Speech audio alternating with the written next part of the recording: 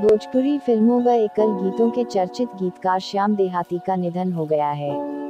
Corona संक्रमित होने के बाद से उनका गोरखपुर में इलाज चल रहा था। गायक व अभिनेता खेसारी लाल यादव ने उनके निधन पर गहरा शोक जताया है। उन्होंने कहा कि श्याम देहाती के लिखे गीत उनके हमेशा हमारे बीच होने का एहसास दिलाते रहेंगे। साल 2007 में फिल्म निरहुआ रिक्शावाला से बतौर गीतकार भोजपुरी फिल्म जगत में डेब्यू करने वाले श्याम देहाती के पास इस फिल्म के हिट होने के बाद काम का अंबार लग गया था। दर्जनों फिल्मों में गीत लिखने के बाद उन्होंने फिल्मों में संगीत देने का भी काम किया और 3 साल पहले वह फिल्म रानी दिल ब जानी से हीरो भी बन गए थे।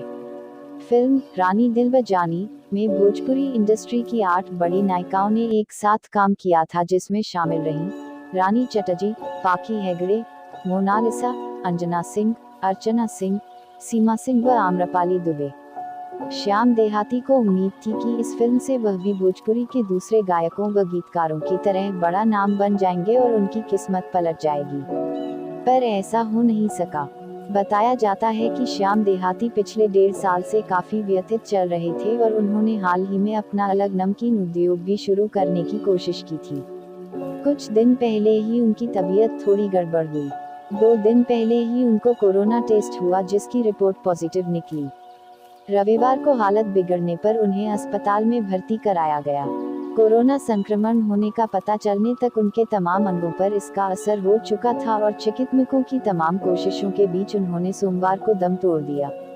श्याम देहाती के निधन पर अभिनेता खेसारी लाल यादव ने अपने सोशल मीडिया पेज पर लिखा, हम सभी के लाख कोशिश के बावजूद हमारा भाई श्याम देहाती अब नहीं रहा।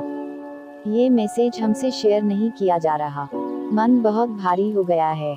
भाई, आप इस दुनिया में नहीं हैं, लेकिन आपकी लिखी हर वो गीत हम सभी के बीच आपके होने का एहसास दिलाएगी।